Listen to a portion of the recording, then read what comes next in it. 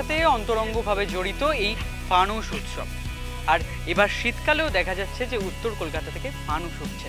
তবে হঠাৎ এই শীতের মরশুমে কেন, আর কি কি সেই ফানুসের কল্পনায় রয়েছে, কি কি ভাবে এই ফানুস উৎসবকে সাজিয়ে তোলা হচ্ছে, আসুন আজ সেই সব কিছু আমরা দেখব।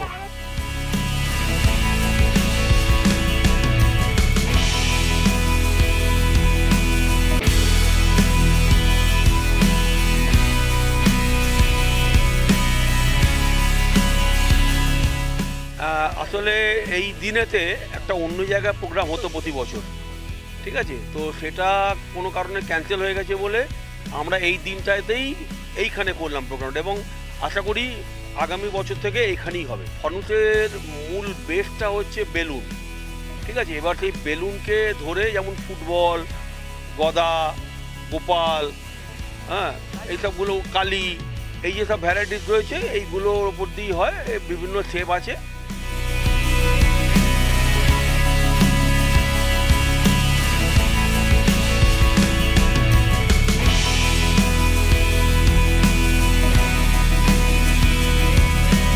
ফানুস উৎসবটা এমন একটা আনন্দদায়ক উৎসব যে উৎসবটা এখন প্রায় বিলুপ্ত হয়ে গেছে, মানে হয়ই না বলতে গেলে, কিন্তু আমরা এটাকে ধরে রেখেছি। বছরে 4 করে 4 থেকে 5 বার করে আমরা বিভিন্ন জায়গায়, বজ্রেশ্বরে, মনিরামপুর মানে অর্থাৎ ব্যারাকপুরে, তারপরে বেলগাছি, এখন এবারে হলো না, আজকে এখানে বেলগাছির বদলে আজকে এখানে অনুষ্ঠিত হচ্ছে। তো এইভাবে আমরা বিভিন্ন জায়গায় কলকাতার এগুলো অনুষ্ঠিত করে রাখি।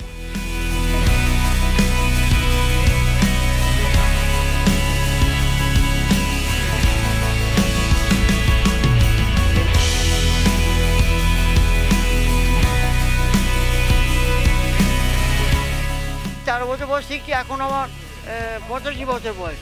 সামনের বছর যদি বেঁচে থাকি, আপনাদের যেরকম আনন্দ ভোগ করছেন আমার নিশ্চয়ই সেরকম আনন্দ উপভোগ করবেন।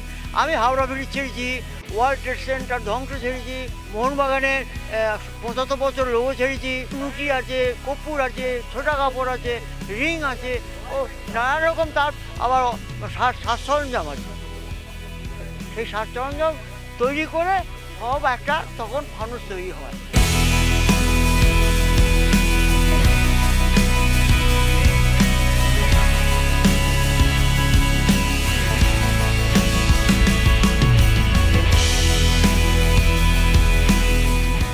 হ্যাঁ, এবারে বিশেষত যেহেতু 150 বছর বন্ধুবান্ধব হয়েছে, সেই হিসেবে ওনার একটা করা হয়েছে আমাদের বিশ্বজিৎ বলে, যে উনি ও আর কি করেছে, এবারে ওরই অর্গানাইজে এই বন্ধু মাতামটা করা হয়েছে। না, এটা তো অ্যাকচুয়ালি নর্থ ক্যালকাটার কালচার, সুতরাং নর্থ ক্যালকাটার যে ঐতিহ্যটা আমরা কিছু ওই মানুষই ধরে রেখেছি। আদারওয়াইজ আপনি কোনো জায়গায় যখন যদি যে জায়গায় আপনি ফানুস দেখতে পান, সেটা কিন্তু এই আমাদের নর্থ ক্যালকাটার লোকেরা গিয়েই, আমরা যে কজন আছি সেইগুলো গিয়েই আমরা গিয়ে ওড়াই, এছাড়া আর কোনো কিন্তু কাউকে দেখতে পাবেন। নতুন করে কিছু এরকমভাবে বাচ্চারা আসছে সেরকম কোনো এখনো পাচ্ছি না আমরা।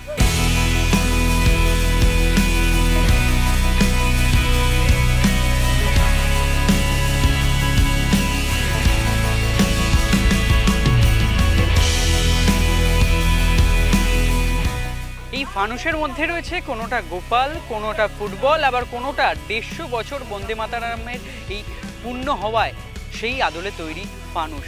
সব মিলিয়ে বলা যাচ্ছে এই শীতের মরশুমে এই বিশেষভাবে পালন করা হচ্ছে ফানুস উৎসব, যেখানে ছোট থেকে বড় প্রত্যেকেই এখানে অংশগ্রহণ করছে এবং বিশেষভাবে পালন করছে এই দিনটাকে। ক্যামেরায় রানার সাথে অর্ঘজিতের রিপোর্ট, এস নিউজ।